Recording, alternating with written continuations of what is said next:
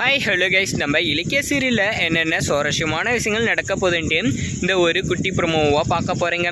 இவ்வளோ நாளாக நம்ம அப்பா யார் நம்ம அம்மா யாருன்னு தெரியாமல் முழிச்சிட்டு இருந்த இந்த கௌதமுக்கு இப்போ எல்லா உண்மையும் தெரிய வரப்போது. நம்ம அப்பா அம்மாவை கண்டுபிடிக்க போகிறேங்க.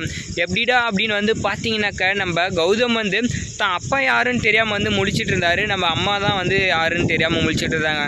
ஆனால் இந்த ஒரு டைமில் இது எல்லாத்தையும் அந்த சாமியார் தான் உண்மையாக சொல்லுவார் அப்படின்னு சொல்லிட்டு நம்ம கௌதமுக்கும் தெரியல, நமக்கும் தெரியல. இப்போ இவர் பண்ணது ரொம்ப சூப்பர் தான். ஏன்னாக்கா நம்ம ரேவதி தான் நம்ம கௌதமோட அம்மா.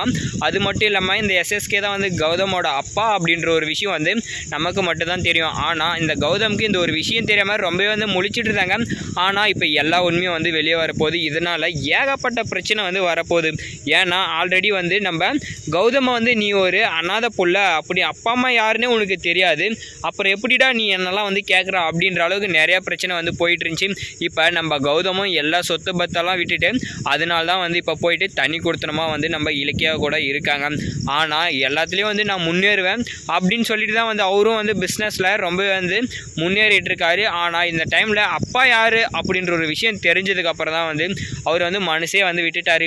இவ்வளோ நாளாக இந்த எஸ்எஸ்கே தான் நம்ம அப்பா, இது தெரியாமல் நம்ம அவர்கிட்டே ஏகப்பட்ட பிரச்சனையாக போயிட்டு என் அப்பா இந்த மாதிரி ஒரு சுயநலவாதியா அப்படின்ற மாதிரி எனக்கு ரொம்பவே அருவருப்பாக இருக்குது. இந்த எஸ்எஸ்கே என் அப்பான்னு சொல்கிறது அப்படின்ட்டு தான் அவர் முழிக்க போகிறாரு. எப்படி தான் உண்மை தெரிஞ்சிச்சு அப்படின்னு பார்த்தீங்கன்னாக்கா, நம்ம கௌதம் கோயிலுக்கு போயிருக்க அந்த ப்ராஜெக்ட் சம்மந்தமாக போயிட்டு சாமியை கும்பிட்டுட்டு போகலாம் அப்படின்னு சொல்லிட்டு அங்கே போகிறாங்க. அங்கே போய் பார்த்தா தான் இந்த சாமியாரை பார்க்குறாங்க. நம்ம கௌதமுக்கு பொண்ணு பார்த்து கொடுத்ததே இவர் தான். இப்போ இவரை பார்த்துட்டு பேசாமல் போனால் நல்லா இருக்காது அப்படின்னு சொல்லிட்டு அவர் கையில் சும்மா பேச போனாங்க. ஆனால் கௌதம் உனக்கு ஒரு உண்மையை சொல்லலான்னு நான் மறந்துட்டேன், ஏன்னா நீ ஒரு பிரச்சனையில் இருக்குன்னு எனக்கு நல்லாவே தெரியும், அதை நான் சொன்னால் எல்லாமே தீர்ந்துரும்பா அப்படின்னு சொல்கிறாங்க. என்ன தான் பிரச்சனை அப்படின்னு சொல்லிட்டு என்ன தான் அது தீர்வுன்னு கேட்டாக்கா, இந்த எஸ்எஸ்கே தான் உன்னோட அப்பா, இந்த ஒரு உண்மையை உன் கையில் சொல்லக்கூடாது அப்படின்னு சொல்லி சத்தியம் வாங்கிட்டு இருந்தாங்க, அதனால தான் நான் இது வரைக்கும் சொல்லாத இருந்தேன் அப்படின்னு சொல்கிறாங்க.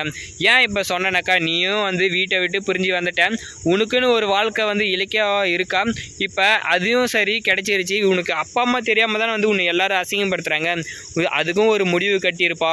இந்த எஸ்எஸ்கே தான் உன்னோட அப்பா, இந்த ரேவதி தான் உன்னோட அம்மா, இது தெரியாமல் அந்த ரேவதியை உங்கள் வீட்டில் ஒரு வேலைக்காரியாக வச்சுட்டு இருப்பீங்க.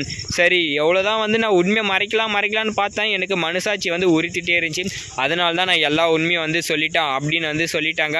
இப்போ அவர் சொன்னதுக்கு ரொம்ப நல்லதா இல்லை அவர் ஒரு பிரச்சனை இருக்கிற பிரச்சனையில் கிளப்பி விட்டாரா அப்படின்றத கமெண்ட் பண்ணுங்கள்.